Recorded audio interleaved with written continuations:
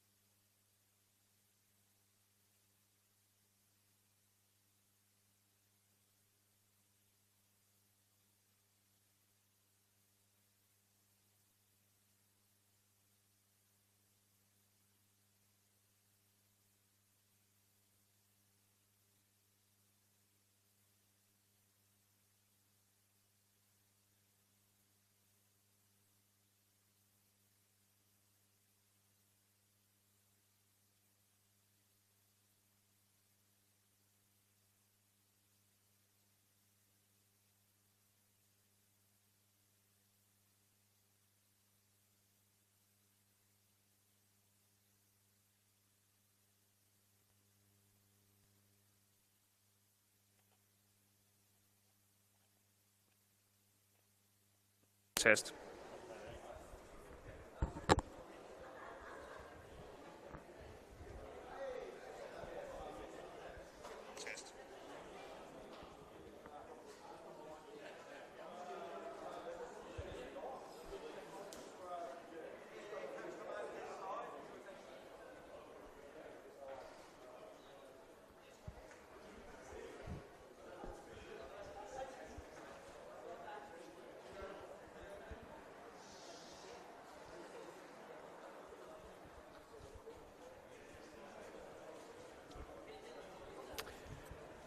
Welcome, ladies and gentlemen, to the first ever former player derby match of the round. My name is Mark DePoli. This is Laybutt Sporting Complex, home of the mighty Blacktown Workers, who tonight host Riverstone Schofields. Now, you might be asking yourself, Mark, why have you labelled this the former player derby? What if I told you that almost every player in the starting 11 of Blacktown Workers once donned the mighty red of Riverstone? You don't believe me? Well, let me make it even more unbelievable. What if I told you that almost all of the coaching staff also, too, once sat in the technical area at Schofields Park? It all seems like fun and games at this level of football. There are no contracts, there are merely handshake agreements, but just put yourselves in the shoes of the Riverstone faithful for a minute, who have watched their junior players leave for what they deemed to be greater pastures, greener pastures at that. That's got to sting just a little bit. Let's escape from the wishy-washy politics and drama for a minute and look at these two clubs in their respective seasons individually, and let me explain why this match is so vitally important for both sides. Beginning with the hosts, if this is your first ever match of the round game, allow me a couple of moments to inform you of how this all works. You have the 21s grade, reserve grade and first grade, this of course being a first grade match. The latter two, reserve and first, count towards what's known as club championship points. The club champions get a big old trophy and some free seats at the annual dinner at the end of the year. In first grade, a win is worth 9 club championship points, a draw worth 3.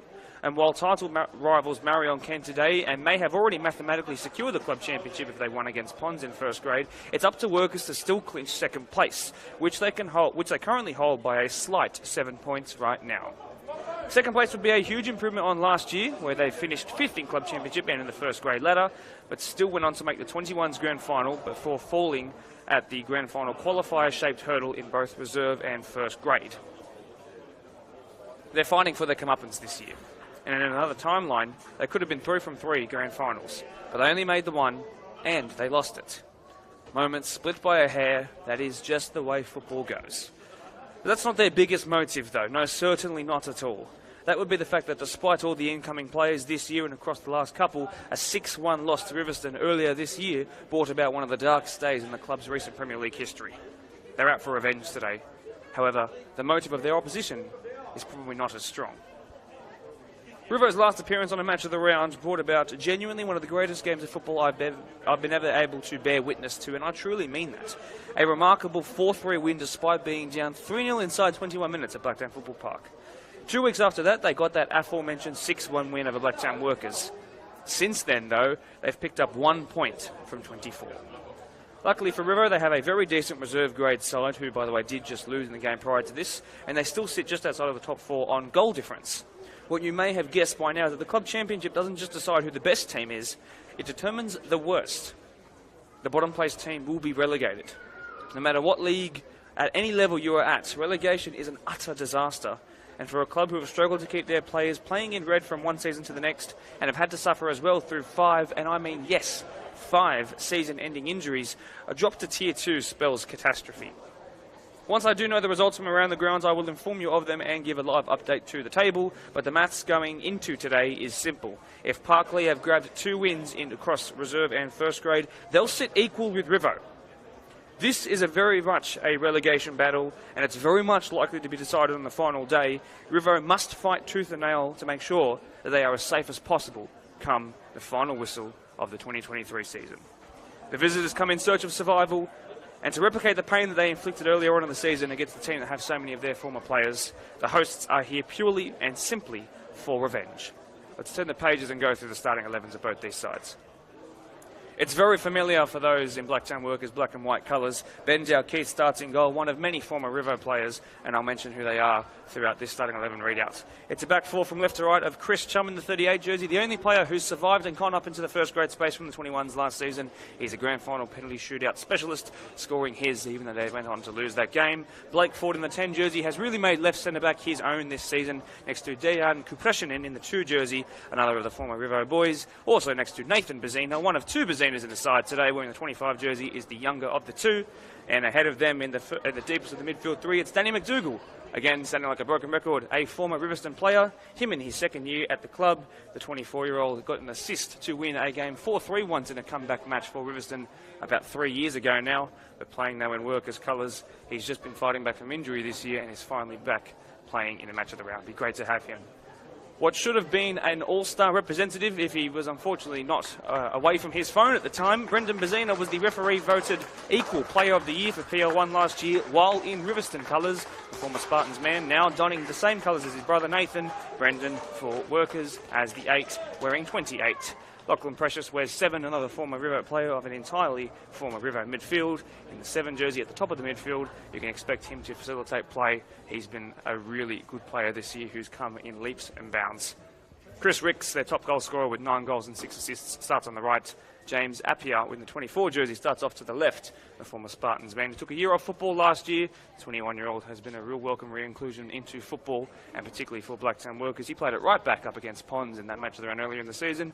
Now he'll hit the byline on the opposite end of the pitch. And of course, a man with a goal in the match of the round. He'll be wearing pink boots tonight in the 31 jersey. It's Shane Prasad. Now, as we go across the lineup of that of Riverstone, as the two sets of players are shaking hands right now, pretty much everybody in this team are making match of the round debuts. So bear with me. It'll take me some time to acclimatise to that too. Matt Hopkins is a regular 21s appearance maker, but he's starting in first grade tonight. We'll see what he can do. The young man is going to have a big job to do today. Liam Abdi was playing right-sided centre-back. He's now playing left-back in the number 5 jersey. 35-year-old former Spartans, Hills Brumbies, when they were called that before being called Hills United, and Nepean defender Ajak Deng is in his only 3rd game ever for Riverstone. He's next to Atem Garang, who is a 21s player. Bit of a disparity in experience there. And at right-back, a man playing with 2 broken ribs right now. It's Jeff Bugden, the reserve grade captain, and a wonderful human being, by the way. If you get to know him, truly one of the best guys out there. He's played about 80 minutes in the game prior to this. It's Christopher Manzotz in the 6 jersey, playing as the 6. The 8 playing as the 8 is a man who took 3 years off of football, now at 32 years old, because he did tear his ACL about 4 years ago. He's returned finally. He's been a real welcome player for Riverstone, and I should mention as well, he was one who featured up against Quakers Hill in that 4-3 win, so he's one of the only remaining players. Steve Watkins is another one of those in the 10 jersey. He was playing right wing last time, was the assistant principal at Rouse Hill Public School. The lefty, who is 30 years old, has 3 goals to his name this year, and he's going to be pivotal, showing some experience to the spine of the midfield. Junior Mayom, who is the club captain in the 7 jersey, starts on the right. He had ankle injuries last time Riverstone were playing in the match of the round, but he's back to full fitness now. Matt Gray, who scored for the reserve grade via his left foot after a cutback from his right, starts on the left, but he's already played a lot of minutes today. And a very, very late change, a man who's just recovered from his 2nd knee reconstruction. It's Daniel Alande. So, those are the 2 lineups. You now know the context behind both of these 2 teams as they come into this game. You know what it means for those in red. You know what it means for those in black and white. You know what it means for everybody out there to do well in a match of the round. Riverstone have a knack of putting on a show. Blacktown Workers have a knack of never losing at their home ground, and they want to keep their undefeated streak going as well. A reminder, my name is Mark DePoli. Thanks to Brendan for holding the camera down to my left. I hope you enjoy what is set to be an exhilarating match of the round game. Any moment, we will kick off. Big thank you to our centre referee, Jack Leitner, our assistant referee, Stephen Cuthbert, and Thomas Osborne. It's Workers, the home side, who kick us off straight wide to Chris Wicks, one of the Golden Boot contenders this year, with 9 to his name. It's the first ball that's gone out into touch.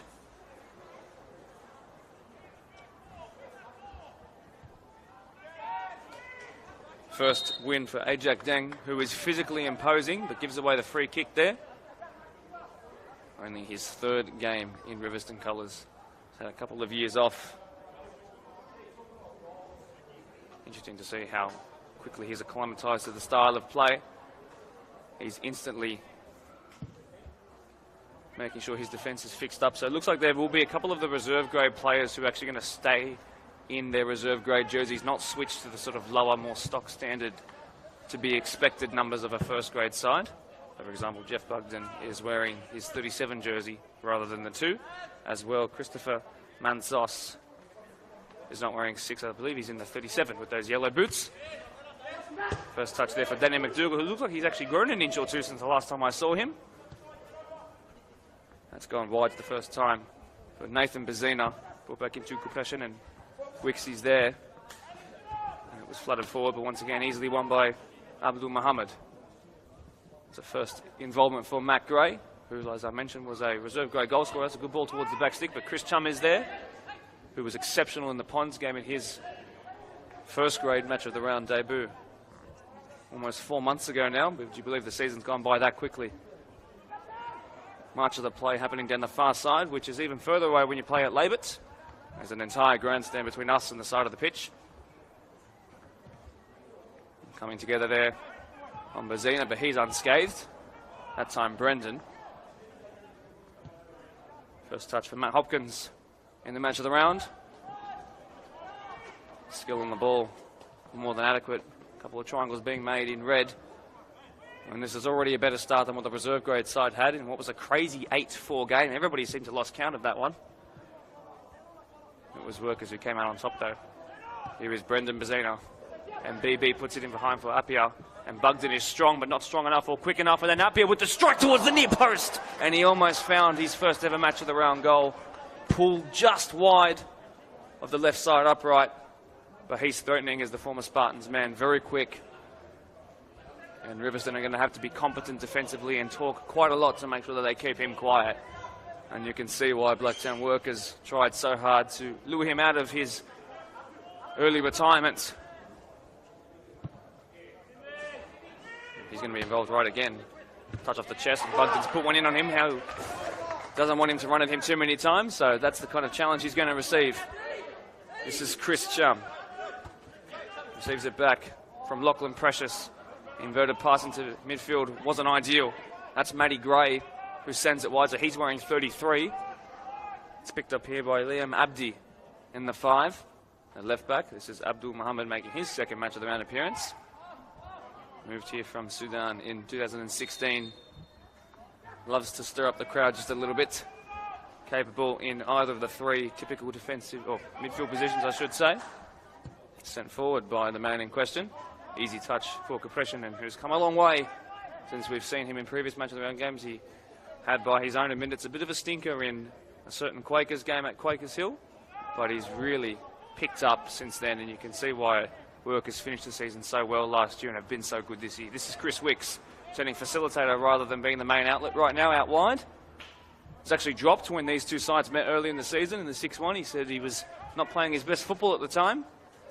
Well, he's obviously come back to his best since then. It's put him behind now and swung back in looking for Appiah, and Bugden is there. 70 minutes in the legs, 2 fractured ribs above the torso, but he's still here playing in the match of the round as the 31-year-old.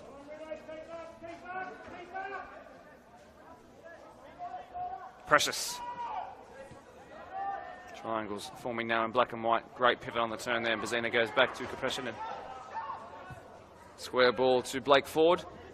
He has scored a penalty in the match of the round, missed a penalty in the match of the round, scored a free kick. That was a goal of the week winner in the match of the round. So if you get a set piece, you can expect something extravagant. Chris Chum has continued on his run from left fullback here. What's the delivery like now? He's going to hold things up a little bit. He's currently keeping Chris Dalkeith out of the side. It's a good ball across the face of goal. And enough of that touch at the back there by Riverstone was enough to see go out for a throw rather than a corner. Across comes 22-year-old Nathan Bazina to take this one. They lose a tiny bit of yardage, but they'll keep possession until the commentator's curse kicks in. And forward burst Riverstone now. Running in behind is Daniel Alande, whose first touch registered in this game. Not the perfect one. I only found out he was playing about half an hour before we went live here. Bazina takes it long. Easily won by Ajak Deng.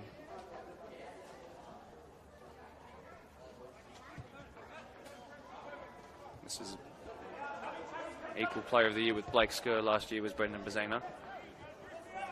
Should have been an all-star, might have been the difference maker, you never know. Came back from his honeymoon, and that's why he had to struggle to get back into the side. Played some reserve grade minutes as well, as he will welcomes back into the Workers' style of play.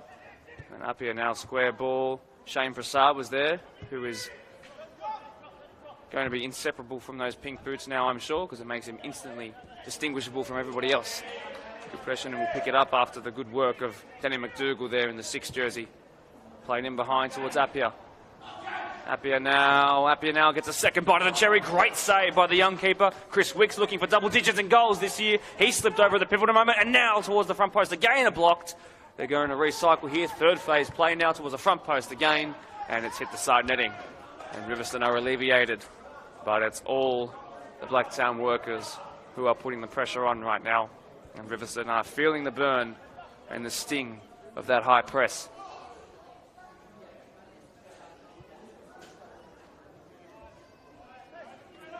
So around the grounds, Prospect versus Ropes Crossing. Reserve grade 1 all, that's good for Prospect, not for Ropes. First grade Prospect 2, Ropes Crossing 4. As Ropes Crossing under their new coach, Tony Mifsud, continue to just grow in leaps and bounds. And the top 4, even the top 5 I should say, but the top 4 even could very much be a possibility if they keep on this good momentum. 3 games to go after this. Brilliantly done, first grade of Ropes. Picked up there by Bazina, who's the only midfielder not wearing the number attached to the position he's a part of. Sent in by Danny Mack, fleet-footed left footer.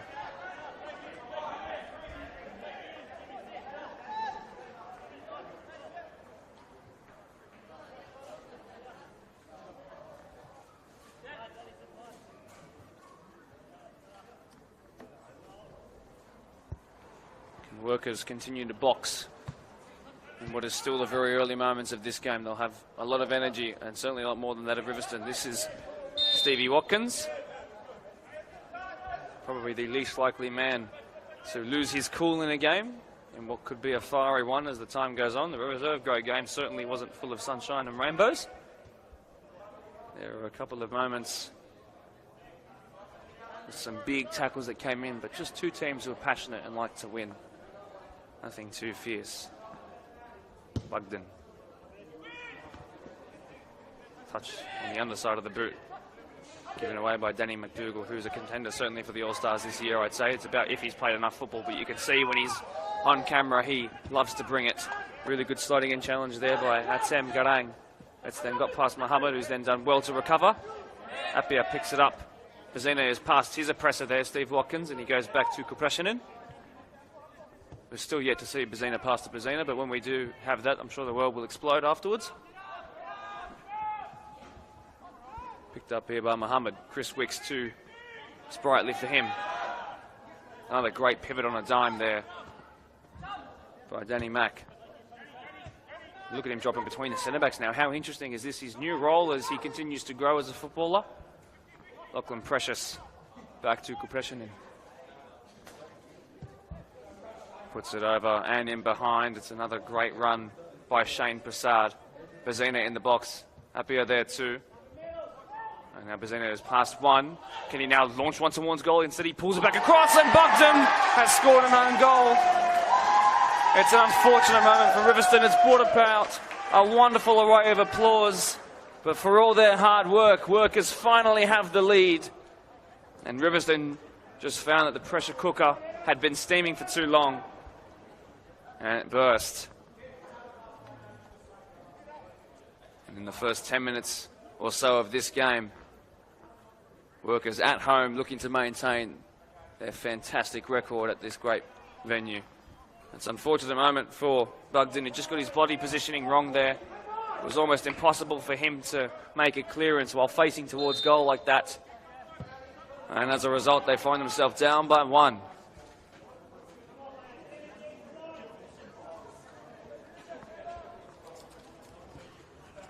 Well, how can Riverstone respond? Will they look to sit back? So many players who are going to be so tired after today.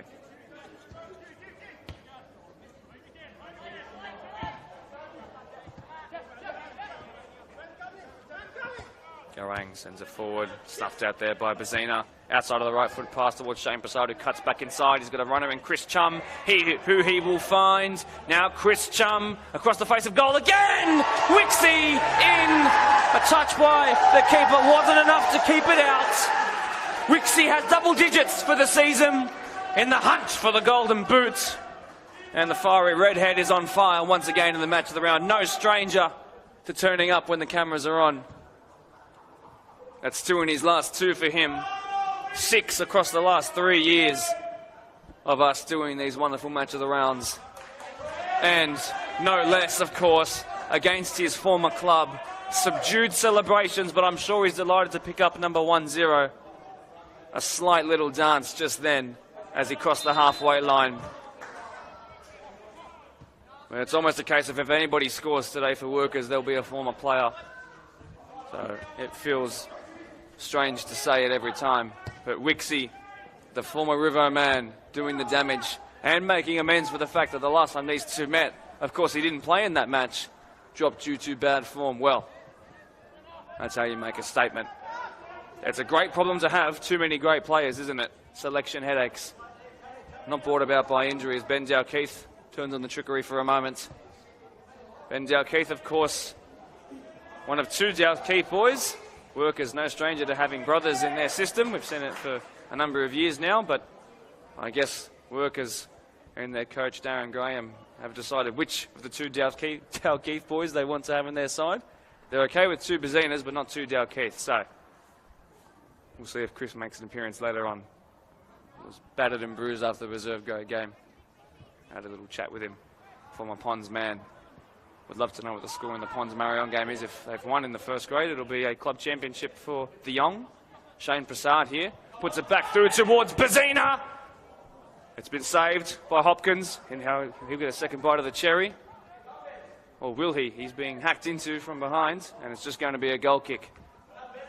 In the end, he ended up playing hold-up.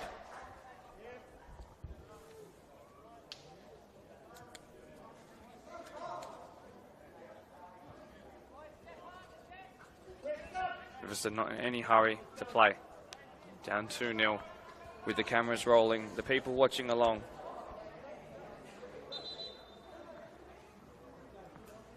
What's occurring here? I think there's going to be an early change.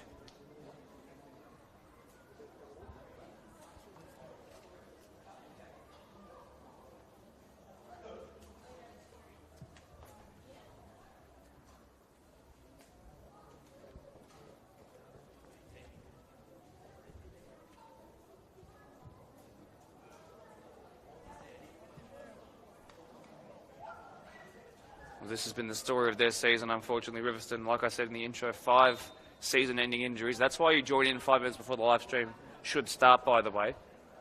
And it's a guy who didn't actually play the full 90 minutes in the previous game. So Liam Abdi comes off.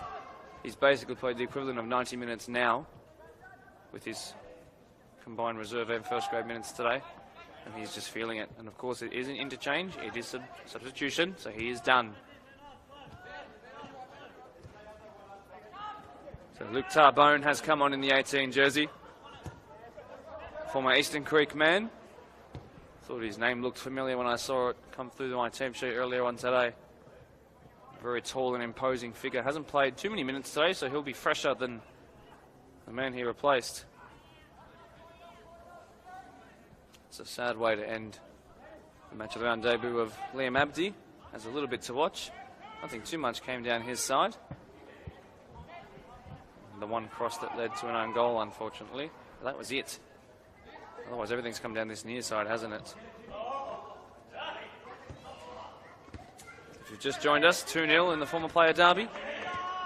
Appiah has been brilliant. Bazina could have had a goal. He's fed it in behind for Shane Prasad. Keeper's coming. He's past the keeper. Will the touchline beat him or will he get there first? Shane Prasad's kept it in. He's got 3 to beat. He squares it to Appiah. Looking for his first match of the round. Goal blocked. Nathan Bazina picks it up. Bit of a nonchalant pass and it was cut out past Watkins there. Still Nathan goes back to Blake Ford. The set piece taker with 10 on his back despite playing centre back. Chummy middles it to the man who drops between the two centre backs. Very Marion-like, isn't it? Brescianen has to be careful. Crosses the halfway line and has been alleviated. Chris Wicks and Brescianen stayed forward. So he might try to create a numerical advantage in midfield. Brendan Bazina.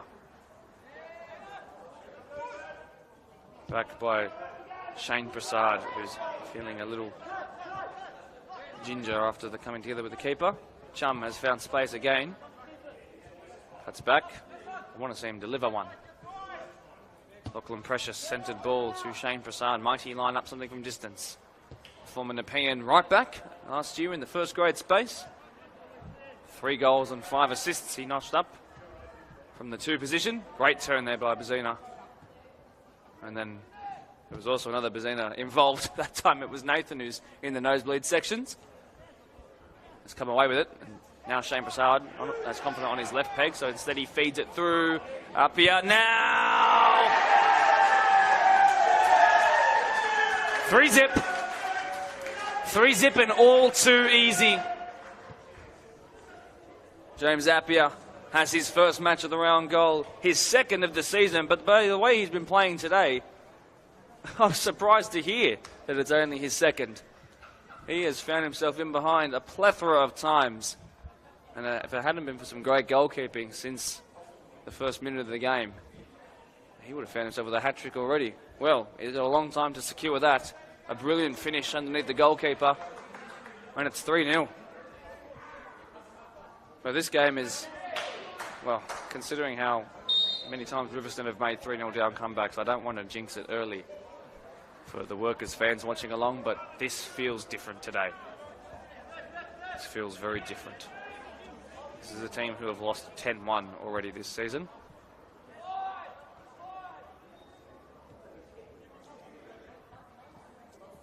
Mantzos passes to another reserve grade featuring player in Bugden.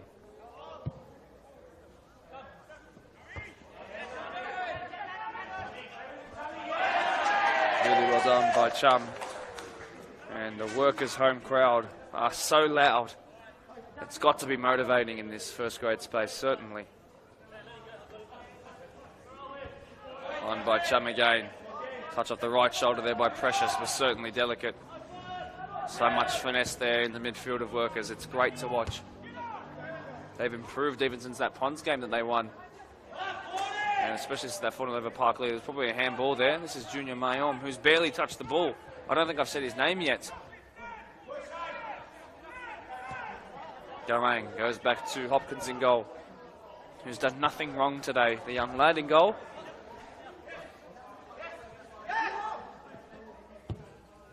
Now Jack Deng goes in behind looking for Junior Mayom. Strong by forward.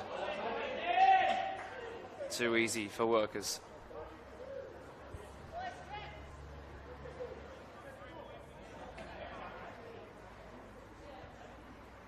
It's been a great run of football so far, but it's about to be a great month of football, of course. Before the next match of the round comes around in the men's Deploy Premier League, we will have the World Cup starting on Thursday.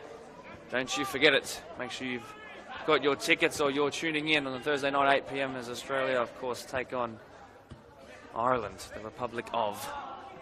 And they'll have Nigeria. Then they'll have the biggest test in France. In Canada. France, of course. Last night's game, which they won 1-0. Back to the men's football. Sent wide toward Wicks, but not even the speeds that we were able to keep that in. Genuinely is one of the fastest players the competition has ever seen.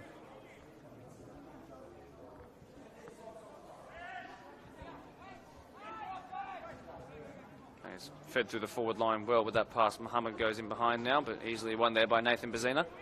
Picked up here by Chris Wicks. It's a rare touch there for Aladane.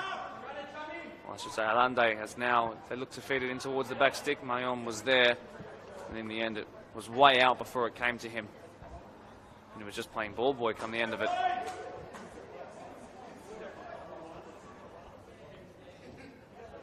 Workers through Ben Dalkeith, play it short and quickly. Compression and finds his centre-back partner in forward. He's fed it through to the most recent goal scorer, Appiah. Appiah, I should say, forgive me. Danny Mack, who just runs with the ball with his head up. It's a great skill to have. He's so aware of what's around him. A brilliant technician in midfield. Could probably play at a higher level if he wanted to. I think he's fallen in love with the Workers project, though. He's having a fine game against a former club.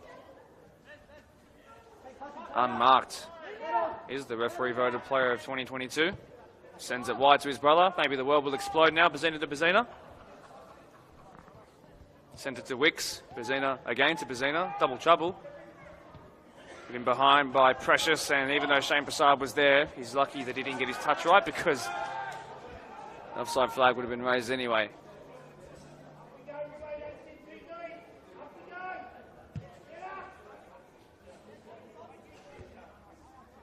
pressure, not his greatest header.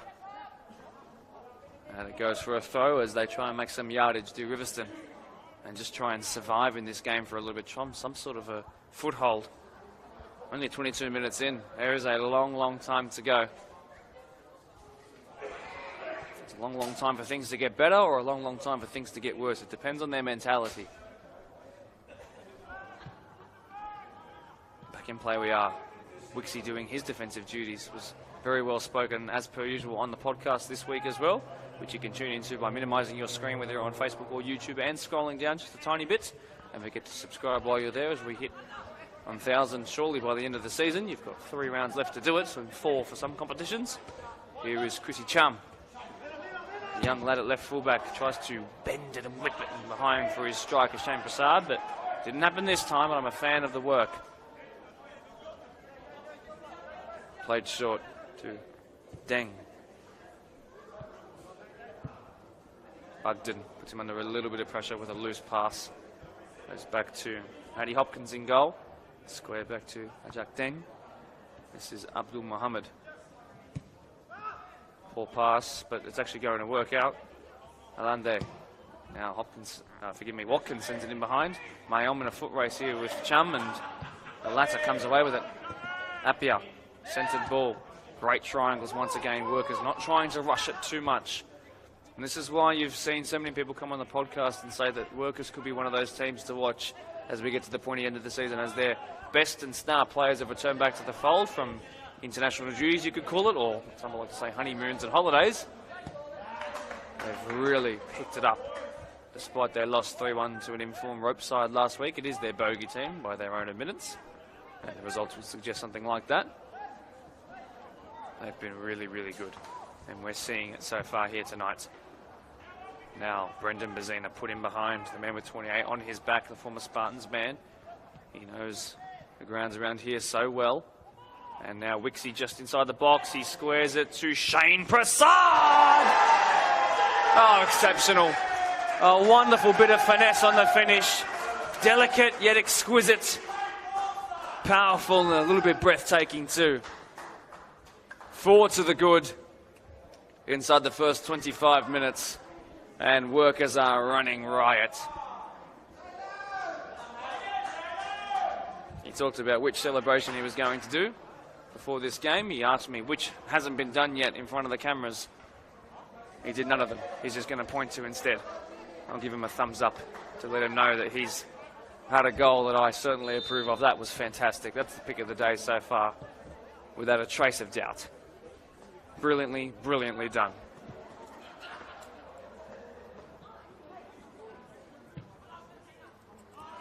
Chum's got time and space to find whoever he wants.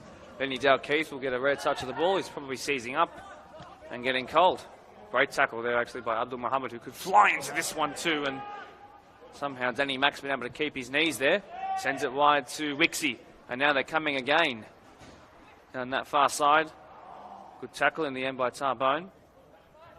Wixie got there and took it off him straight away. Fed in behind, easily won there by Garang. Offside flag raised. It will be a free kick for Riverstone.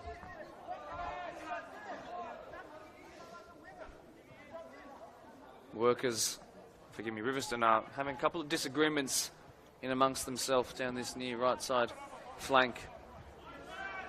And when you are down 4-0, I'm not surprised that some players are starting to just chomp at the bit a little bit. Bazina puts his chest in the way. Speaking of the chest area, it's Jeff Bugden who's sort of grabbing at the area where he has broken ribs. He's a real gallant fighter. Whatever the scoreline says, he's doing his absolute best to help his beloved club. Even though he's a long-time member of the Hills competition, brought a lot of his mates and teammates across this year. Let's Workers back on the ball again. Bazina to Kupreshin, and Dayan just squares it simply to a more technically proficient player, and then finds Blake Ford, whose brother Brendan is still very much involved with the squad, but just more preferred in the reserve grade space this year. He scored 2 goals, and one was truly exceptional. At the VO footage is hot. I reckon it could be a goal of the week winner. You know, he dinked it over the goalkeeper with a touch out of the sky and then just headed it into the back of the net. It was truly something special. This is Jack Deng. Junior Mayoma is running in behind. He's going to try and find him, but his run had stopped, so a lack of communication there. But a reminder, it's only his third game.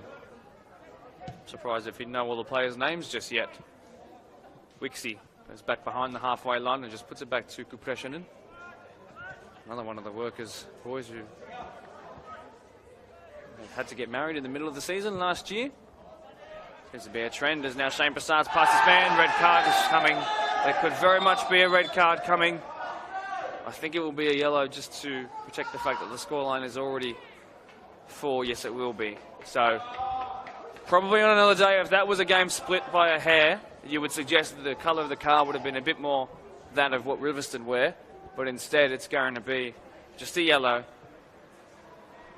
And that might be because this game is all but done and dusted already. But on any other day, you'd have to say red card. And the question becomes, do you just give it a red card because that's the rules of the game, or do you try and play to the style of the match individually? That's a question I'll leave up to you.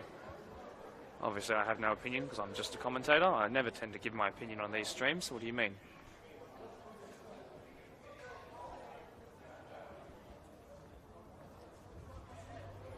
So standing over it is a man who has already scored a brilliant goal in this game. Does Shane Prasad want a second?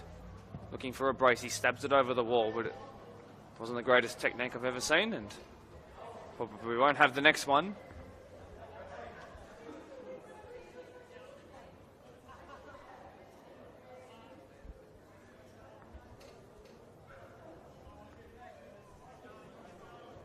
We're about a minute away from the 1/3 mark in this game, and if the first 30-odd minutes of this game are anything to go off of, this could be ending as a 12-0.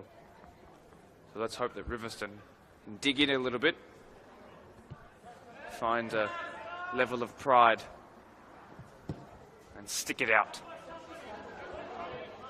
Right now, it's going to be 0 club championship points for the day.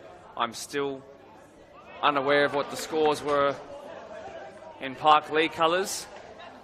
I will let you know when I do know. I will go on the scout at half-time as Christopher Mansos wins a free kick.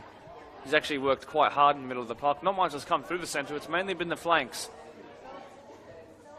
He's had a decent start to the first grade game so far, despite the scoreline. Still positives for Riverstone. It's not really been a commitment issue. At the heart of the problem, it's the fact that their best players have just been hampered by injuries. Daniel Sekulic was very much involved in the Golden Boot race, and I was wondering to myself, why hasn't his tally of 7 gone up in recent weeks? Well, it's because he's got a broken ankle, out for the season. Former Sydney United man, one of many talented players who have gone down. He's going to be hit by the free kick winner, who struck it towards goal, and my word, it was just shy of the right-hand side upright, but it was hit with some real venom. And it took me by surprise, and I think it took the entire of the audience watching along here by surprise too. Now, that would have been from right out of the top draw. Workers will be desperate to keep a clean sheet after letting in 4 really loose goals, despite all their dominance in the reserve grade game. Of course, you never want to concede on camera because it gives other teams the chance to look at where your holes are potentially. Chum answered the calling of Shane Prasad's loose pass well. Bazina here, who's really struggled to lose the ball today. He's been fantastic so far in his return to the match of the round against his former club, where he found so much success. Alande was beaten to it, but Riverstone still have it here. They increase their foothold in this game just a tiny bit. Will they win that throw-in? No, they won't, but they'll get it back here. Well, will now be the throw. Just a little further back.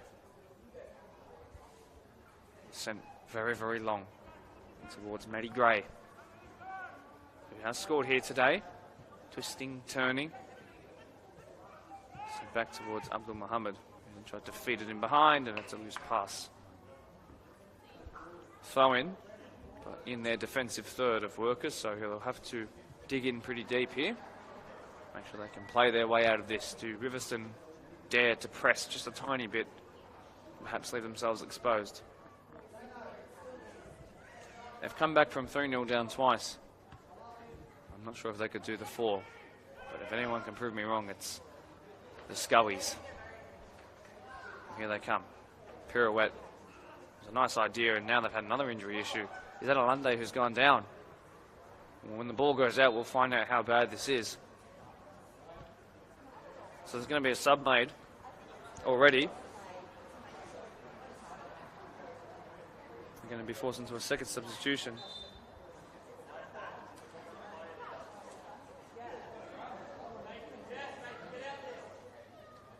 So Harry Pordell will come on. In this number 5 jersey, he's wearing what Liam Abdi should have been wearing, forgive me.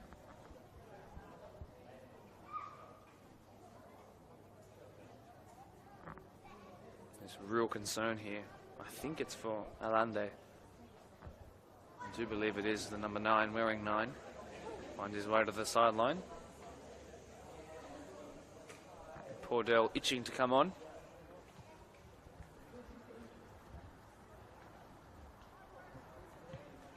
Some River players using the time to get some liquid into them. Have a little chat with Shane Burge and Keith Broom, the latter of which featured on our podcast this week and spoke very realistically and honestly about the situation at hand. So Harry Pordell will come on.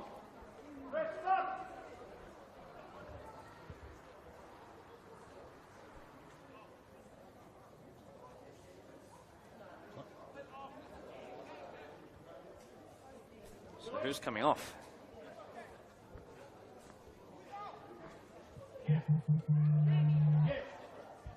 Nobody knows who's coming off. Might be here for a while.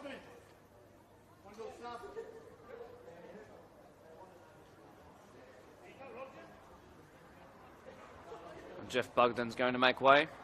Unfortunately, an own goal scorer today. Receives a shake of the hand from Shane Prasad. He would be out on his last legs at the moment. Still a valiant performance. Too many things wrong physically for him at the moment. Injured, battered and bruised. Paul Dell comes on to mark Shane Prasad for the rest of the game. That's quite the change. A little bit more fleet-footed perhaps now. Shane Prasad will have to try a little harder.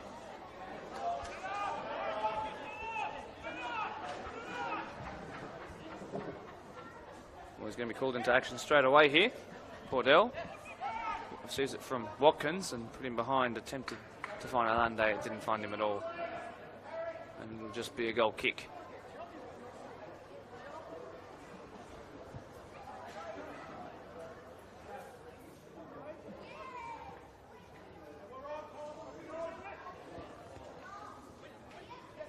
Pordell involved again. Finds Junior Mayom. Just not combining well, are they? And you can see the looks that Christopher Manzos just received from his teammates as he gave that away rather cheaply. Looks could kill. He wouldn't be dead, but he'd be injured, that's for sure. Sent wide by Dal Keith, his first loose pass of the day.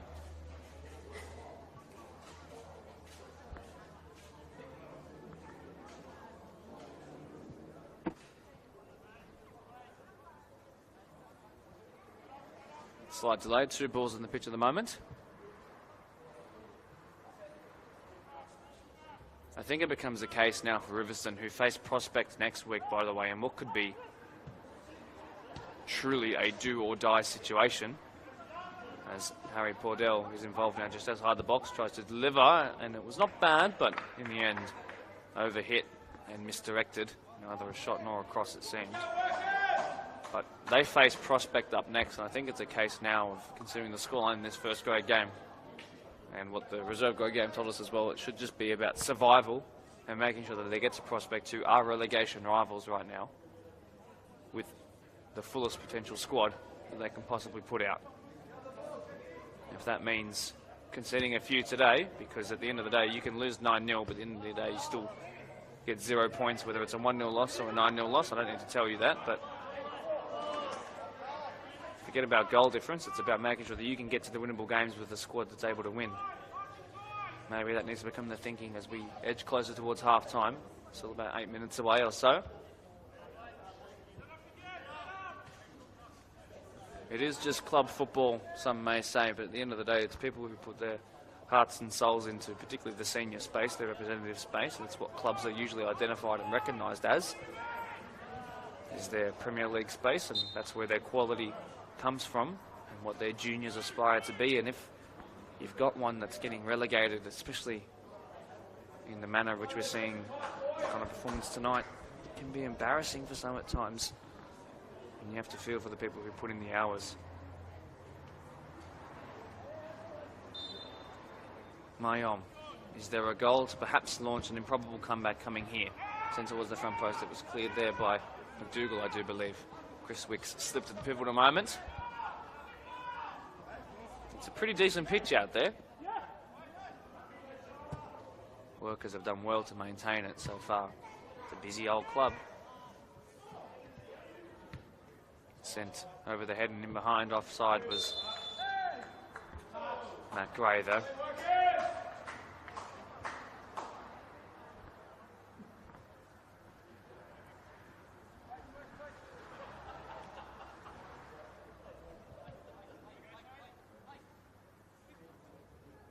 Compression and just squares his centre-back partner. Not the first time we've said that today.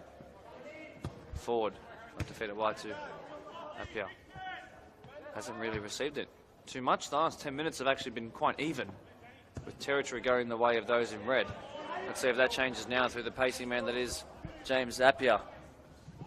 Past Pordell. Back to Chum. Will he finally try to deliver now? And display his qualities. Cut back once again. Appiah. Great touches there. McDougall is just quality, isn't he? What a switch of play. That is sheer genius. Brendan Bazina. To Chris Chum. BB finds CC. Wayward pass. Uncharacteristic of him. That should be a yellow card. Big coming together there. You could feel the clip. And you heard it too.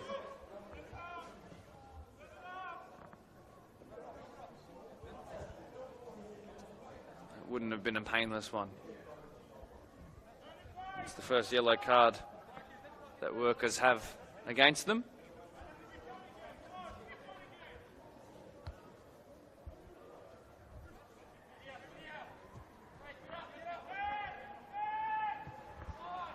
River will look to maintain. They had their momentum halted there, that's why it was given as a yellow. Professional foul, certainly. Left enough in on his man to probably warn him next time, don't come next to me. Strong and brave work there by Blake Ford.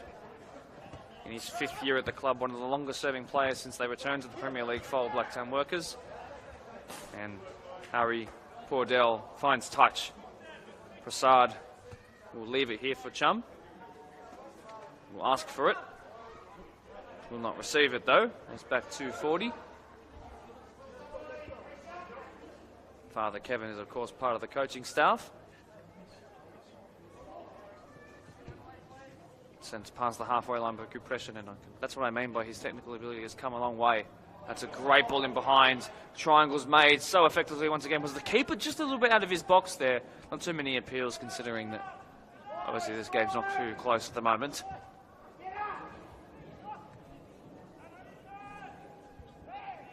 Coming together there again. It'll be Riverstone's ball. 4 minutes left to go in this first half, and even though there's been a bunch of stoppages, I don't think that the referee will add on too much time. Too lax on the ball there. Appiah way too sharp to let that go by him. Great little touch. Hopkins has fouled again. He almost kicked out there at Chum. I saw the look in his eyes for a second there, but luckily Chum was too far away to kick out at. been hacked into a couple of times. As Stevie Watkins, he's got 3 goals this year, and one of their top scorers who's actually still playing. Strong work there by Luke Tarbone.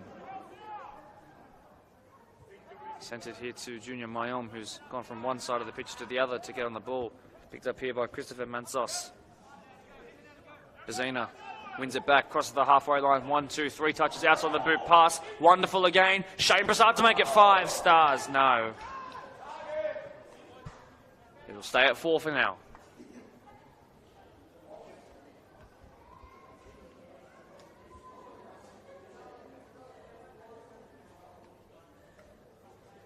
Look at the watch by the referee. Mere minutes left to go. In the first stanza, River have done well to at least hold them at bay in the last 10 to 15 minutes or so. And they'll want to keep that going. Perhaps even find a consolation. Is there time? Of course there's time for them to find 4.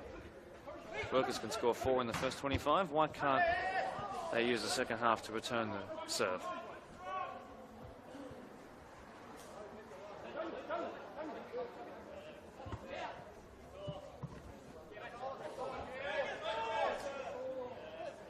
I remember watching at Blacktown Football Park a reserve grade game where Brendan Bezina had just returned and he just was a step up from the rest. Obviously reserve grade a tiny bit slower than at first grade level, and he made it look like he had a stopwatch and was pausing the game himself. Had so much time on the ball it seemed. Class above. A situation where they've made great triangles there, but this time it's been taken off them. But no one in red in a position there to pick it up. Mayom has swapped wings recently with Matt Gray. Speaking of wings, here is Chris Wicks. Bezina has been won there by Ajak Deng. And he's going to stay forward and perhaps run in behind. No, he's going to hold instead. They need to be careful here, Tarbone. Oh, that's a poor pass. Chris Wicks, too good, he'll square. Too good, too much time. Shane Prasad assists Chris Wicks. Workers 5, Riverstone 0. This is a clinic and a painful one. This is what recent weeks have been like for those who play out of Schofields Park. They are being torn to shreds. Just too relaxed, Tarbone, unfortunately. A silly, silly giveaway, leaving 2 of the paciest players, not just playing today, but in the entire comp, to bear down on your young goalkeeper. He had no choice but to come for it, leave himself exposed. This game, unfortunately, ladies and gentlemen, is over. Damage control must ensue. Workers will want to keep a clean sheet. Always concede goals in the match of the round, Blacktown Workers, so they'll want to make amends and do one here today. Although in saying that, their last game was a 4-0 win.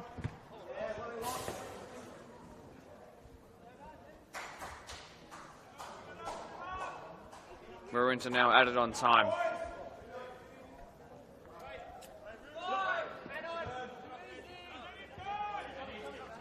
Chum goes back to his keeper. A couple of looks at the watch by the referee off of camera. 41 seconds. Already ticked on by. 40 goes long. One there by Mohammed. Compressioning goes wide to Bezina. Nathan, that is. Goes back to his right-sided centre-half. Infield pass to the most recent goal scorer, Prasad. Most recent 2 goal scorers at that as well. Blake Ford uses his weaker left foot and it's been snuffed out there. And Appiah has picked it up. Forward is precious, puts it in behind. Chum never going to win the strength contest there against Deng. Still we go on in this first half. It's been a real long one for those in red and white. The Gunners are misfiring. And now Ford McDougall, exceptional square pass. Wicks past the keeper. Brilliant, brilliant, brilliant, brilliant, brilliant, brilliant, brilliant. Prasad has a brace. Wicks has a brace. It's a race to get a hat trick. It's 6-0. Well, they'll be in 7th heaven soon. Oh, damage control. They're not really in control at all now. There was a good spell of 10 minutes where they were putting some pressure on. But this is going ugly very, very quickly. I did say that the first third had given us 4 goals and that would average out to 12, but we're halfway there at half-time. Oh, dare I say, yes, we go on. Until now, a final whistle of this first stanza. The highest scoring first half in the history of BDSFA Deployed Premier League Men's Match of the Rounds. Goals, an own goal initially by Jeff Bugden, but then Chris Wicks and of course Appia got one. Prasad then got his first, then his second, before Wicks rounded the keeper and a defender to get his brace as well. Riverstone are down 6-0. Don't listen to exactly to the scoreline. It is 6, not 7. We will amend that before the second half starts. But this is going bad to worse for those in red, and they are just dying to get into the change rooms and hopefully to get out of here. We'll be back in 15 minutes. Not much really analysis to give, so come back in 15 minutes, not the usual 12. We could be in for a real weird second half. Until then.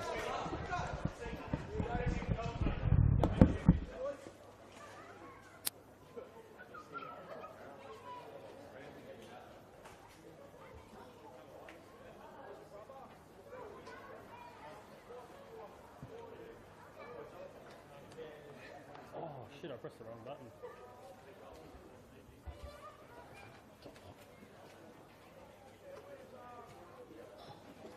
Whoops.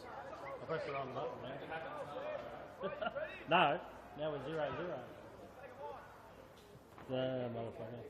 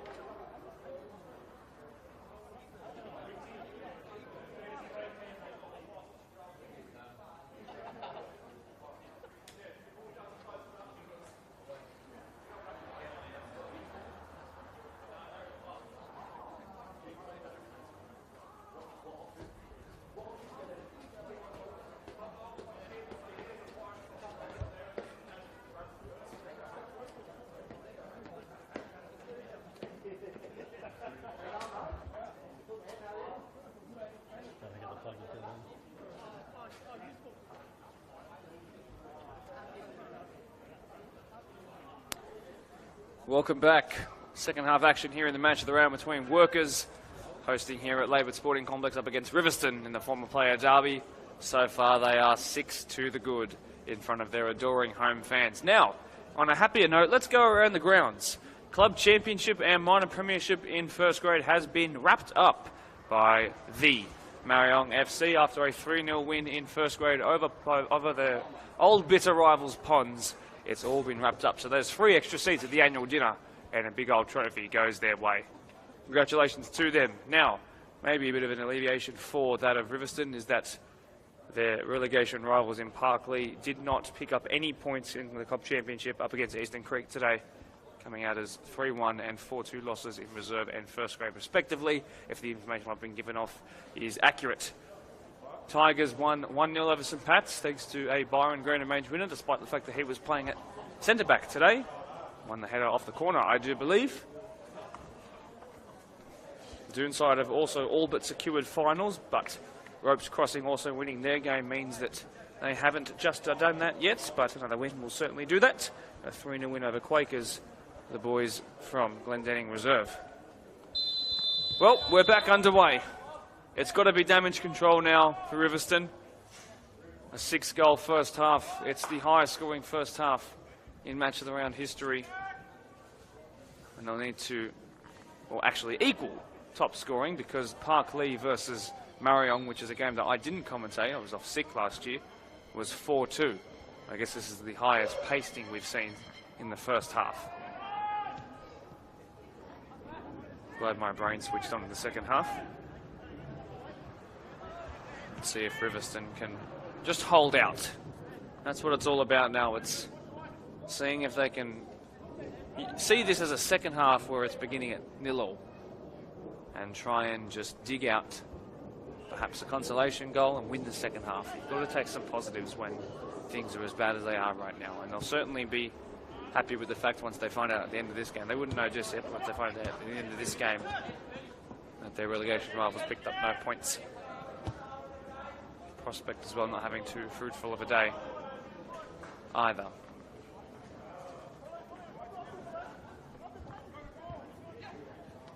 Appiah lost out, received the backside of Abdul Muhammad and was shunted off the ball. Good pressure in. No changes that I've noticed just yet from Workers, but it's been a change in the number 2 jersey, where Tyler Kassar has come on. Former Mariong man speaking up the green and blacks.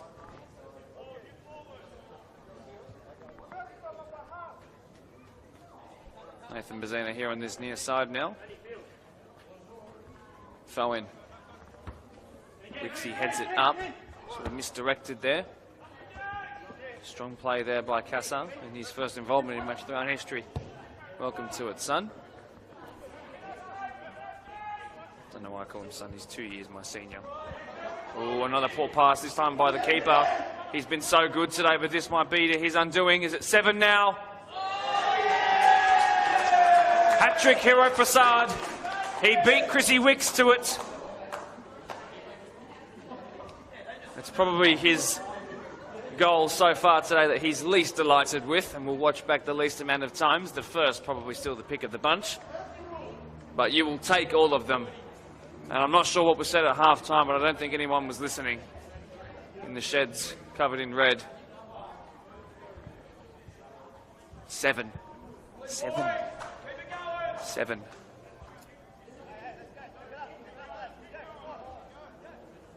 That's sette in Italian.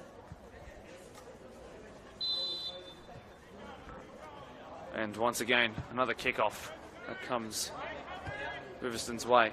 That's now Riverstone's 8th kickoff of the game as well.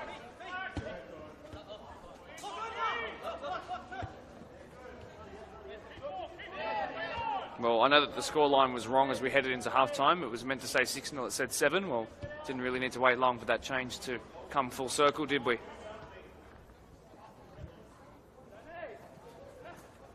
Hat-trick, Shane Prasad. Bazina keeps it in. He's got that bit of dog in him, doesn't he? Goes really well done. He's continued on his run. Not sure if he has any skin left on his knees, though. Great inverted pass there to Prasad, who's had a wonderful game. And he also will be able to say that he's got 4 match of the round goals in 3 match of the round appearances, 2.5 to be specific. Appiah doesn't have as many chances since his goal that Chris Chum has played in behind. What a welcome inclusion to the first grade side he's been, but commentator's curse, he's been snatched of it. Chum keeping the pressure on up high. Now he's just outside the box. He's been taken down, but legally and fairly, and on we go. Cleared Tarbone. Nowhere near Alande.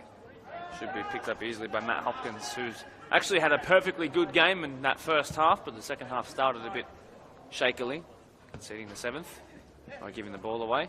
Picked up here by Gray. It's not looking grey, it's looking blue.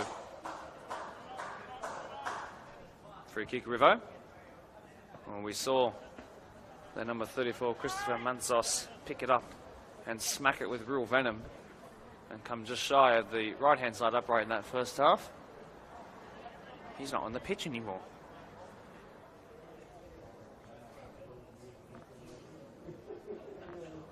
Swung in towards the back stick by Deng. Cleared away. Picked up here by Junior Mayom.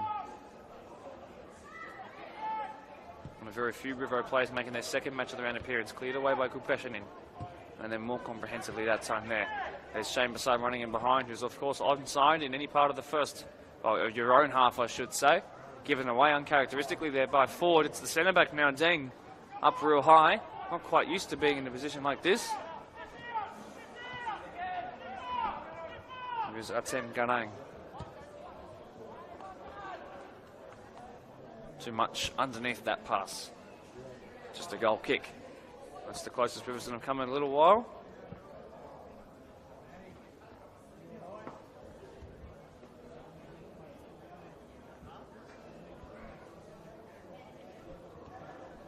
The next match of the round game is a hotly contested one in the Deploy Premier League 2 men's competition. It's going to be Blacktown St Pat's at home to Minchinbury Jets at 6 p.m. next Saturday. And the winner of that game will have a real boost as we head towards truly the pointiest end of the season. And both of those teams are very much vying for top 4. It's Blacktown St Pat's that have worked themselves back into the swing of things recently, but the loss today, the Tigers, although unsurprising, has halted them a little bit.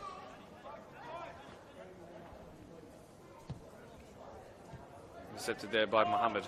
Junior Mayom. Chum behind him, he's beaten him. Centres it here to Daniel Alande.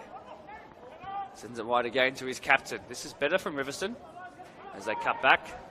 Now left-footed ball in. Touch there by Kassar. Turn and perhaps shoot. Does he want a goal in the first grade space too?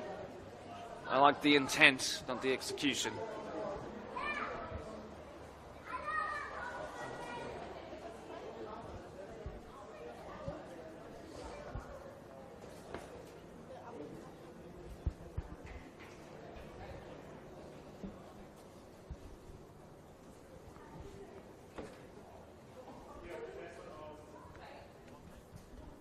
The first couple of goal celebrations for workers were extremely loud, decibel very, very high, and they've since calmed right down, with the result being so concrete and resolute at this point. Missed Kassar, sort of jumped out of the way of the ball there. A little strange. Here is Steve Watkins, who I'm sure must be wondering what he needs to do to help his team back into the swing of things. He's actually had a decent game in the middle of the park, showing a lot of fight. There's a big coming together there. Was there a stray elbow there on the workers' player on the ground? I think there might have been something a little cheeky in there. Anyway, one to look back on perhaps.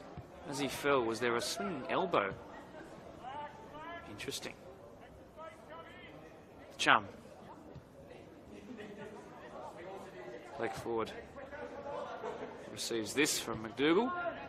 The pressure and back to the most long-standing player playing on the pitch right now for either side.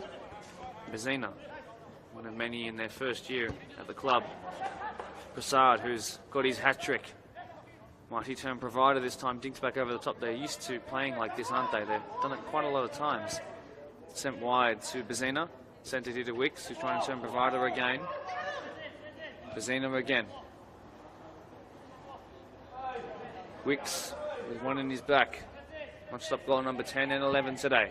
Ball's come back in towards the edge of the box. Danny Mack, great touch to Lachlan Precious. That was not as good. Free kick given on Abdul Muhammad by Lachlan Precious, given away. Already 9 minutes into this second half here. Already had Workers finding their 7th goal.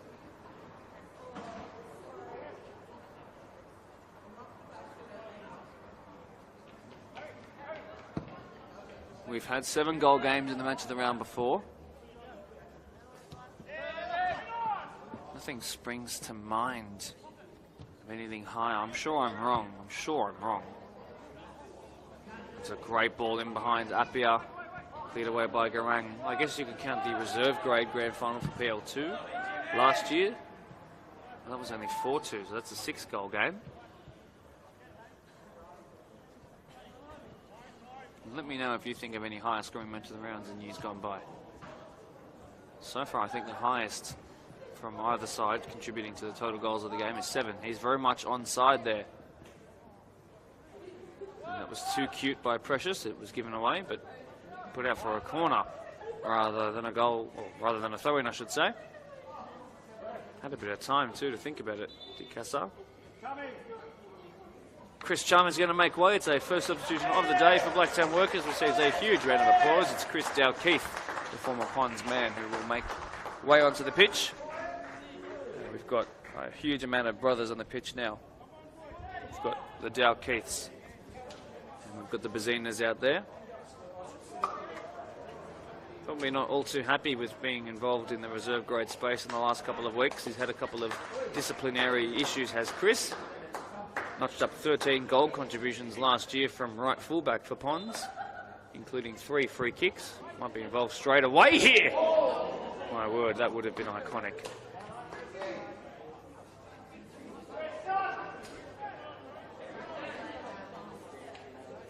They're going to go to their bench here once again. Riverstone, 2 subs coming on here.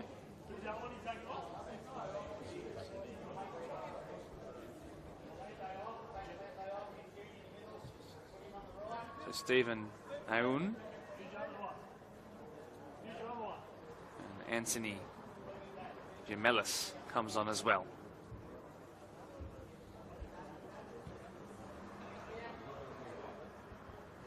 Aoun is the one in the 13 jersey, but Gemelis has actually gone to sit back down. So Kassar out there, Bordell out there, Gemelis stays on the bench for the time being. Tarbone out there too. Almost all of their subs have been used up. Is that all 3 windows now too? I'm not sure if...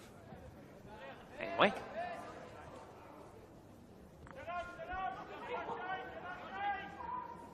Interesting and turning Kassar. Given a hospital pass there, to be honest. Bordell here. Has to be careful, does the left-sided fullback.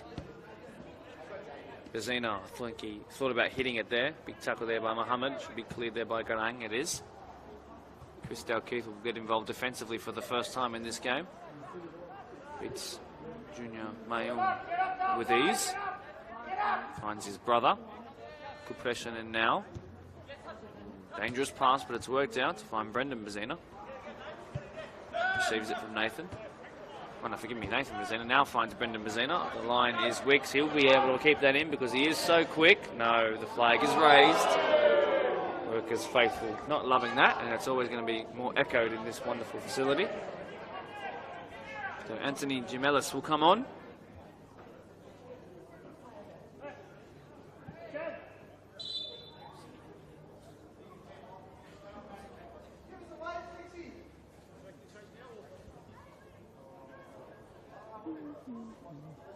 So that's going to be Garang who comes off. been the finest of match of the round debuts, unfortunately, but a difficult game to work yourself into. Just the 21s player, and they are doing so well, that 21s team. You know, they did lose 2-1 today to an equally very, very good Workers 21 side, who were grand finalists last year, of course. Tough to come out here and play senior football so early. Gotta give respect to the young lad trying his hardest. Also difficult to go from playing at 12 p.m. to playing at 6 p.m. when you're not used to it. Not something that gets talked about all too often. Looks like Taylor Redden's getting ready to come on. Referee the Women's Premier League match of the round against Quakers and Norwest last week. Sliding in challenge there was dangerous by Gray. Zena's kept on going. Has evaded Cassar well. Now Danny McDougall on the ball. Blake Ford and find Chris Dalkeith. Former 14s AYL BDSFA coach. Got to a grand final after being minor premiers. Unfortunately couldn't win that game. He's now coaching the majority of the players that moved to the Prospect United NPL side in the 15s. Found it a bit more difficult with the step up, but starting to find their feet in recent weeks. Late challenge in there on Brendan Bazina. That's been sent into the next week, and that's going to go over to the car park. You can hear it reverberating on the top of the roof. Both Bazina brothers make way. I know it's just going to be Brendan who comes on. Taylor Redden comes on. It's a sort of like-for-like replacement in the heart of the midfield in the 8 role. Applauds the home fans. He's used to the big occasions, isn't he? And I'll say it just one more time. Would have been great in the All-Stars match. Anyway. Forward. Feeds it through the midfield line so well as forced thing to come out. It's the free kick.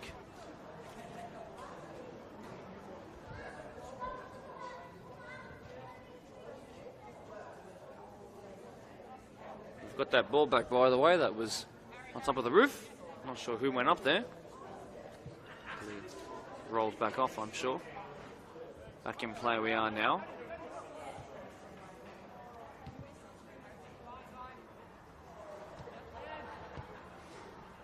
Workers are just playing with their food at the moment.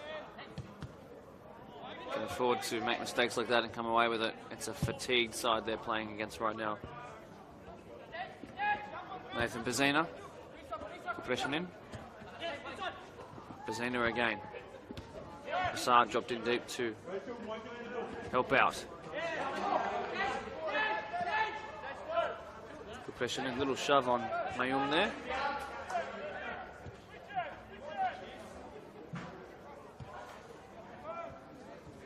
Redden's first involvement since coming onto the pitch. Played a great game in the reserve grade win. Dalkeith. Redden. Lachlan Precious. Clipped wide. Gray doing his defensive work.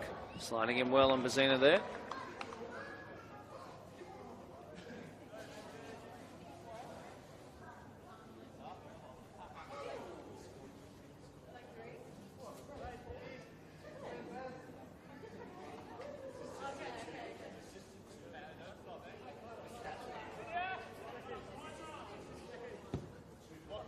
Launched forward there by Matt Hopkins. Header that's gone straight back to the black and whites. An exquisite jersey, the only one in the BDSFA sponsored and brought about by Deploy Football. Sponsors, of course, of the Men's and Women's Premier League. Good pressure in. Wants to go himself a little bit here. He's going to continue on his run. He's got some space to run into too. Asking a lot of Appia there. Again, Dayan Kupreshinen. Well done, Taylor Redden. That's a wonderful scooping pass out wide to Dalkeith, who cuts back. A mighty launch one towards the back stick. He does. Exceptional. Wow. If the first one was so nice, the second and third were all right. That's exquisite again. He's had a ripper of an afternoon and evening, hasn't he? Shane Prasad. It's the pink boots, certainly. That's a thumping finish across the keeper. Prasad X4. It's his poker. It's his 5th match of the round in still less than 3, or match of the round goal in still less than 3 games. And it's now 8-0. We are looking at record-breaking, record-shattering territory. They're going to shoot from halfway line, off of kickoff. Now Keith has been involved for the first time in a while. It brings about an ironic round of applause from a jovial Workers home side. Put it behind again. A 5th goal, perhaps. A 5th goal, perhaps. Oh, too high and ugly, that one. He won't mind. He's taking his goal tally from 5 for the season to 6 to 7 to 8 to 9. Basically doubled his account in the one game. Well, if the scorelines in recent weeks are anything to go off, it's Parkley who are certainly looking the more likely side to stay in it, despite the fact that they're behind by 12 club championship points. That's exactly 1 win in reserve and first grade. A reminder, of course, that first grade points are worth 3 times their normal value. So, see, a loss times 3, still 0 points, but a draw becomes 3 points and a win becomes 9. It looks like Parkley are playing the better football. These two, as in Parkley and Riverstone, do not meet again this season. Riverstone do face Prospect up next in what could be, whoever wins that game is pretty much, you would say, safe. Both sides struggling to win. Although Prospect did get a draw in reserve grade today, if my memory does serve me correctly.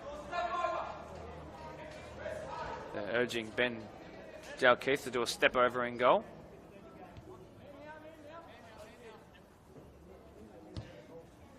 Sent wide. Past the press straight away. It's a nothing press, really.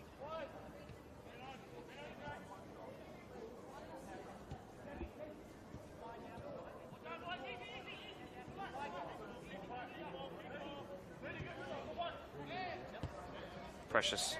Back to McDougall. The former Riverstone boys absolutely bossing it against their former club. Just under a third of the game to go. 8 goals to the good. It's dangerous territory, dangerous times to be a Riverstone player and fan. Watkins is in behind. There's been a... Well, I thought it was, for a second, brain collapse of my own. I thought for some reason it was Steve Watkins, who's now dropped into centre-back, who was running in behind there. But no, he is in fact the chasing defender. Off the ball, there was a coming together, which has brought about a yellow card for Jack Deng in that number 4 jersey.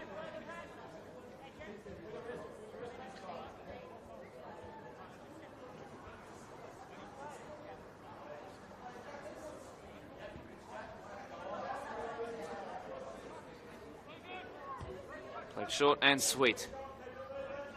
Read him with all the time in the world.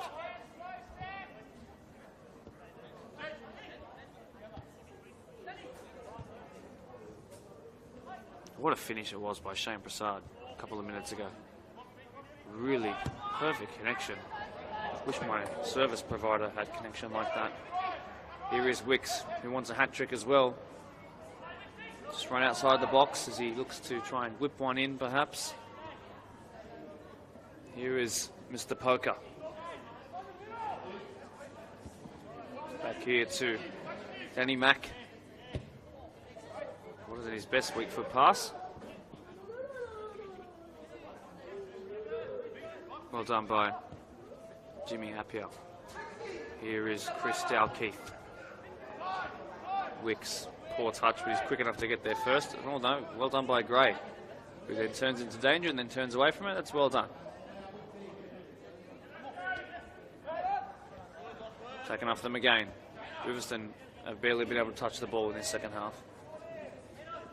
Prasad receives it back, batted into, free kick 1.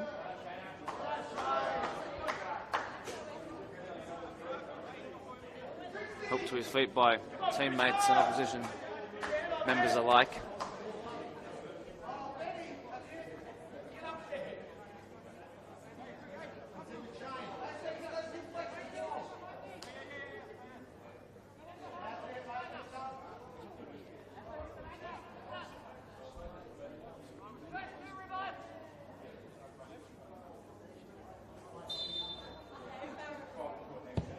Flat delivery towards the edge of the box there by Precious, and it was cut out, similar to what caused the own goal in the Ponds game that ended up proving to be the winning strike.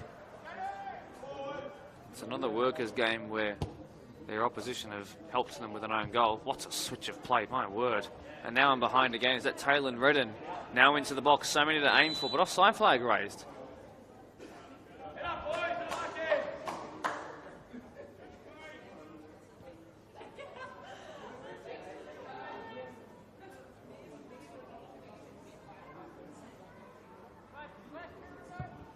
Sent long.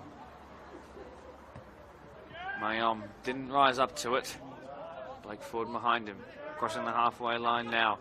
Workers attacking down this near side. Right in front of her eyes, Danny Mack. Bezina.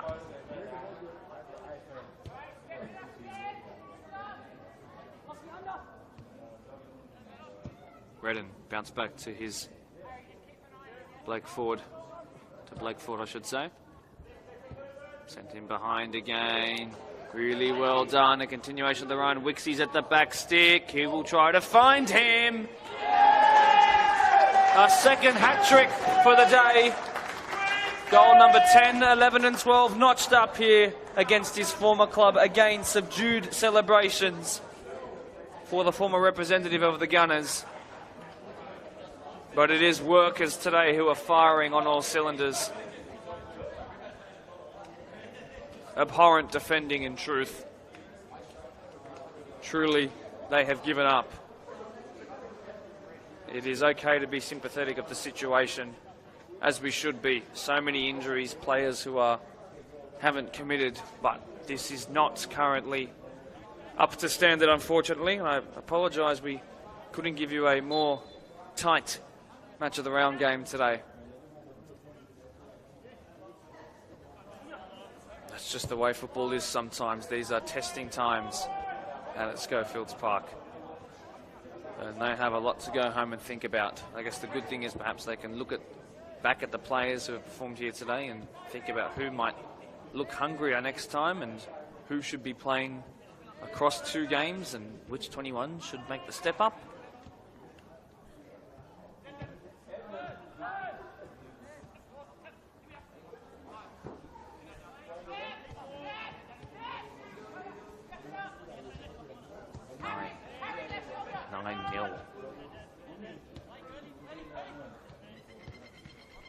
Well, their worst defeat of the season is 10-1. We are at that level of difference right now. There's another goal. If a team can survive relegation while conceding 10 goals in a game twice in a season, I'll be very, very impressed.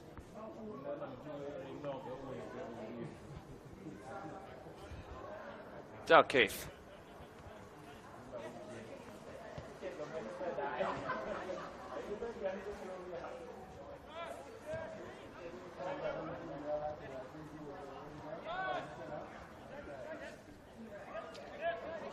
Here is the man of the moment, Shane Prasad.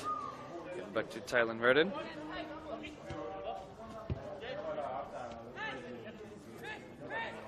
Dalkeith, there is little to zero press. The midfield, little to zero significance. Chris Wicks again wants his poker. Good save, actually, by Matty Hopkins. That should have been 4 for Wicks. Should have, could have. Currently, it's still his teammate Shane Prasad on top in this game. Wixie has the overall goals, though, doesn't he? As he so commonly does.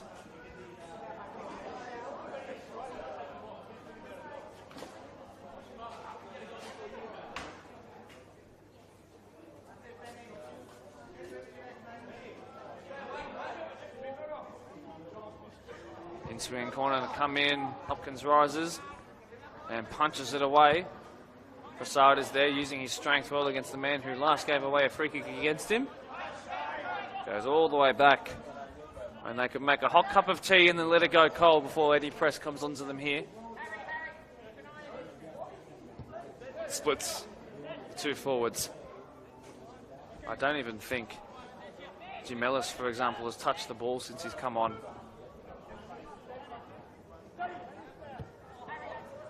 you've heard of the phrase hit and hope, well, this is sit and hope. Sit in and hope. It doesn't get worse. Great 1-2s. Even better there. Prasad, great agility shown. Somehow has kept the ball.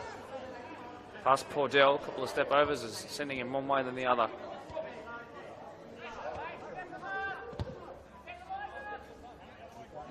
Dejan Kupreshinen. Wicks. 1, 2, 3, 4 players in a row, all formerly of Riverstone. Turning them inside out. Dalkeith feeds it. It's been missed by the centre back, Stevie Watkins. Swing and a miss. That was like me at Thornley driving range the other day. Easily won by Kupreshinen. Bit wayward though. Here comes Matty Gray. To who, I ask?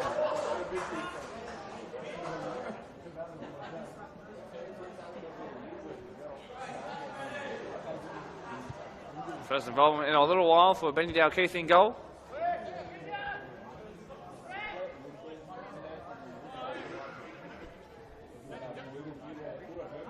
$15 to go.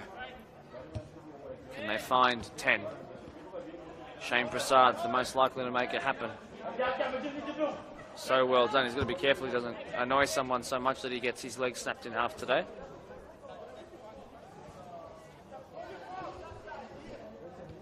Casa putting pressure on. Trying to chase him down. Tried to feed it in behind. Simply too easy for Tarbone to pick up. Off the back of the neck there by Mohammed. It's a long way from the team that made an improbable comeback against Quakers Hill earlier in the season. Third match of the season, I do believe it was. No Sekulic, no strikers that were in that game as well. In behind is Dalkeith. Dalkeith still, bit of a step over there, left-footed cross in. No Katsung Manyel, no Agar Marwan. No Gurgis Abdullah, of course, ACL tear for him. The entire back four is different as well. The goalkeeper as well. All out. Good interception, but it's going to allow this man here to pick it up. The keeper should come for it, though. Eventually he did.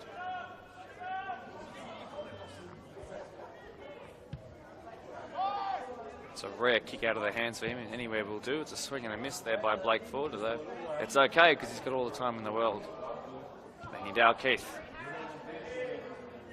Matty Gray have actually put some pressure on Bazina there. Look at that, it's just too much space in midfield. I'm so disappointed with what I'm seeing. It's missed Tarbone up against Wicks. This could be deadly. He's got to the outside. Cuts back onto the inside. Wants his own poker now. Instead turning provider to Nathan Bazina. More of a cross it looked like than a shot. And then the attempted bicycle scissor kick didn't come off. Don't mind the flare though.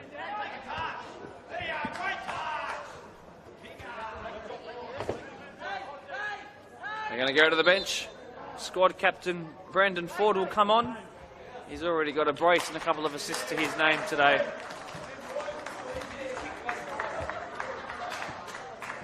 Off comes one of the men who started proceedings today. James Appiah receives a big hug from coach Darren Graham. On comes Brandon, who's so often a match of the round goal scorer. In fact, I would be inclined to say he's scored in every match of the round he's ever participated in. He's missed two because of once a baby shower and his own engagement party. He's got 15 minutes, just under in fact, to keep his hot streak of scoring a match of the rounds alive. He's come straight into right wing, usually left wing.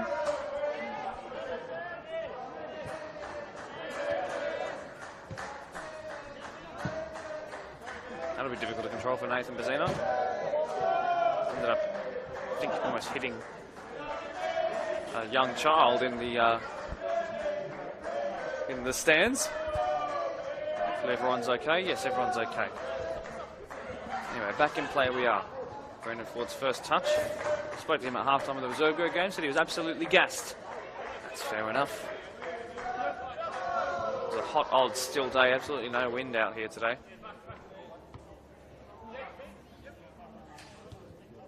pressure in square to Blake Ford. Both forwards now on. So we've had both Bazinas, both Dalkeiths, and both forwards. Gray, who has been harped on by the fans here for every touch that hasn't worked out for him this entire game. That's football for you. Slid into. He's still got it though, has Matty Gray. He's played about 100, I would say, 20 minutes here today. That's not easy. Oh, a poor pass. One well there by Deng though. Danny Mack. Forward. Beautiful pass. The two subs combining here. Chris Dalkeith. Off the post. That was almost 10. He's been given plenty of support by the many home fans watching along. How has he missed it? Had all the time in the world, perhaps too much time in fact. 100%. That'll be some group chat material for a long time now. No one's going to let him live that down.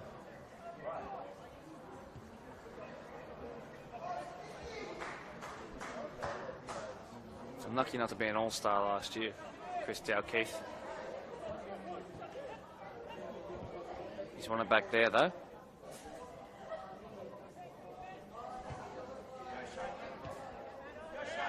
Now into the final 10 minutes of the game. The workers are going to go to their bench in just a moment.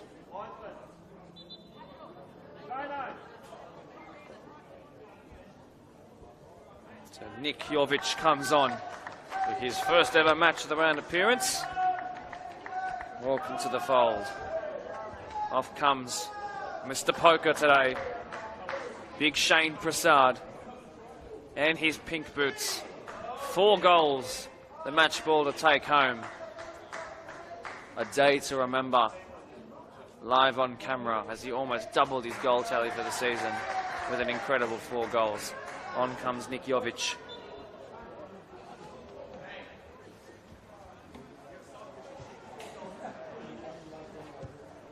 Still time for one more. Can they find an unlikely 10th?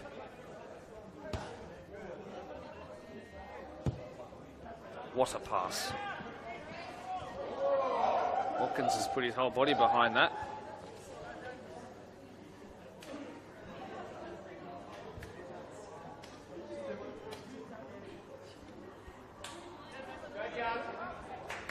Just on 8 minutes left to go. I cannot imagine there'll be a single second of added on time.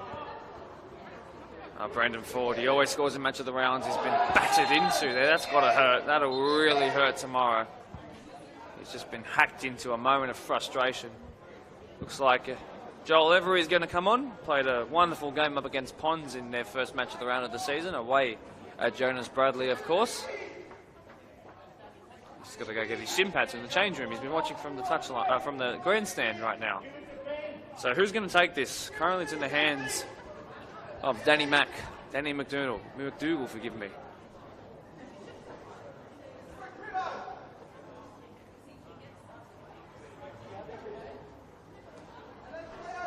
Nick Jovic there too. Looks like he's a left-footed player. 4 standing over it. What can they connive here? And just wide.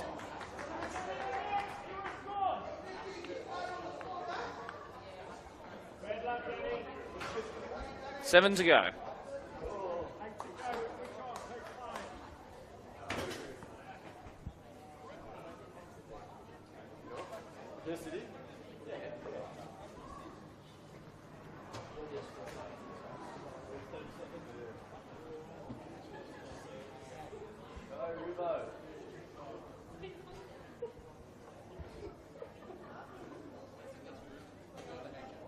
Reminder as well to tune in to the Women's Premier League match of the round tomorrow. It's another Blacktown hosted one. It's going to be Park Lee who hosts Winston Hills Bears, and it's an interesting old one because despite the fact that Winston Hills Bears haven't got too many points on the board this season, their only 3-point haul has been against Park Lee up in second place. So Will it be history repeating itself once again, or will it be Parkley making amends for what they should have done at Max Roddick Reserve earlier in the year? 3 p.m. tomorrow, you can tune in. Of course, if you feel like driving up to Manly, you can go and watch the 14s of Quakers Hill Tigers Division 1 side compete in the State Cup final, the only BDSFA team to make it to that point. The Glenwood 21s got up pretty high in the semi-final last 3 weeks ago, and they unfortunately bowed out. As this ball sent wide to Wicks, he's beaten his man. Wicks, he's so quick. There is 10 out of 10 performance for Blacktown Workers. It's just getting better and better for them. Now he himself has a poker against his former club. Again, the celebrations timid, but the feeling he must have right now must be indescribably amazing. Double pokers here today in a rip-roaring performance at Laybutt.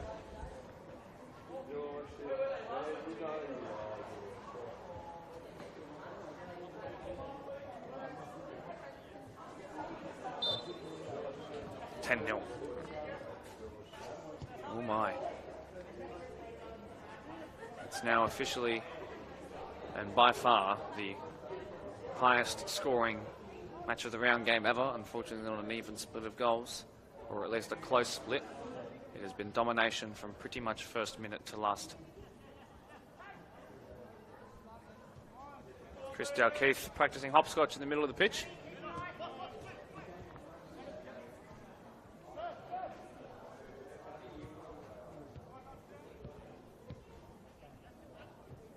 Four minutes to go. They are just pressing X over and over again.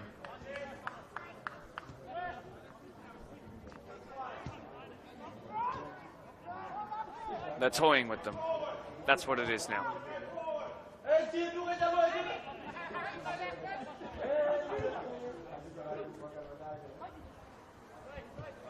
10 goals, and funnily enough, only the 3 goal scorers, 4 if you include the own goal scorer.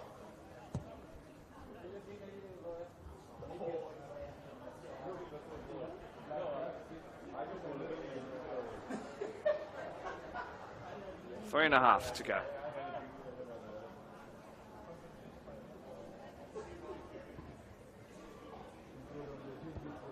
I think everyone on the pitch and in the stands at this point is just willing for that full-time whistle to come as quick as possible. River want to get out of here. Workers want to celebrate. And the former player Darby, well, this has been their comeuppance, you could say. It's hit the referee, it'll be stopped, because in behind was Chris Wicks looking for a 5th, which would have put him ahead of Shane Prasad, giving him the bragging rights, of course. Golden boot race heating up as well. Blake Curry didn't get on the score sheet today. Neither would have Ethan Eichen. Last time I checked, they were stuck on 11 each, but it seems like that tab hasn't been updated in a little bit while. I can imagine Wixie right up around there now too. Shane Prasad not too far off as well.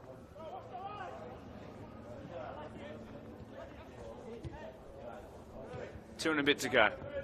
Wixie looking to find Jovic. Dalkeith has got that spring in his step. Dalkeith 11. 11 is not an unlucky number. Chris Dalkeith has a first ever match of the round goal. Now the celebrations ramp up a little bit. I didn't think I'd ever have the displeasure of saying on the match of the round that there would be an 11-0 win, but it's coming. 10 and 11. So quickly. Dalkeith off the bench onto the score sheet. And usually when goals in the 89th minute happen, and I use that phrase, it's to find a winner. How many nails in the coffin do you need, Blacktown Workers? That's a damning performance. It's a resolute win. I would suggest very firmly that Blacktown Workers actually did start this game for the first 20 minutes with a really positive performance that any team would have struggled to compete up against. haven't had to do much since. Brandon Ford, what a pass. Brilliant. Brilliant. Jovic on the score sheet. Welcome to the match of the round, son. 12. We got there. Indeed, we got there. 4 goals in each third of the game. An average of a goal every 7.5 minutes now. It's the biggest defeat of the season in either the Deploy Premier League 1 or 2 competitions. It's dire straits. And there's no redemption tour. Mere seconds left to go in this one. 12-0. 12-0. They're going again. They've won it off of kickoff.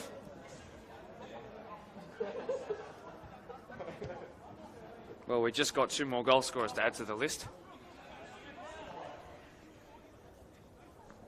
I can hear someone playing the Match of the Round live stream on full volume on their phone, which is a rather strange thing to hear.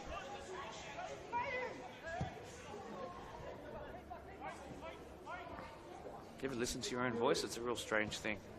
Well, we're into borrowed time now by about 15 seconds. It's anyone's guess as to how long we will be made to sit through this absolute pasting. Chris Dalkeith is trying all the tricks in the book now. Can Rivo find a consolation? This would be funny if they did. Mayum, the easy save. Betting Dalkeith, who just boots it long.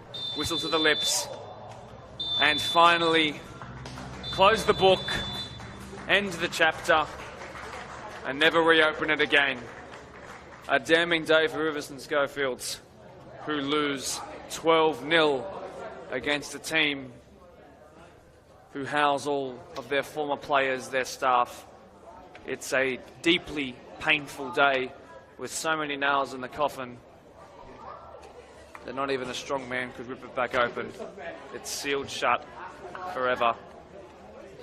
This result will go down in history and likely never be beaten as one of the biggest Match of the Round victories.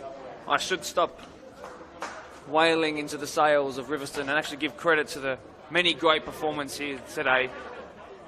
They have used squad depth to their advantage all year. This is a team rampaging towards the final series. The team that beat Ponds earlier in the year basically played in the reserve grade game today. That's how strong this squad is. Workers could do something really special this year across all 3 grades if what we've seen today is an indication of what's to come. Your goal scorers in chronological order, and bear with me, it started with an own goal, then Wixie, then Appia, then Wixie, and Prasad. Forget it, I've already mucked it up, it's way too difficult. Wix got a poker, so did Prasad, but Prasad got his first before being subbed off. Dalkeith and Nick Jovic made his Match of the Round debut, but both of those last 2 getting their first goals in the Match of the Round. Well done. We go to the Women's Premier League Match of the Round tomorrow, 3 p.m. to see Park Lee at Blacktown Football Park host, of course, Winston Hills Bears. Can they get their comeuppance after the earlier match this season? Next week, Blacktown St Pat's versus Minterbury Jets to round out the top 4, perhaps in Deploy PL2. My name is Mark DePoli. Thank you for being here. My commiserations go to the side that lost today. We'll see you next time.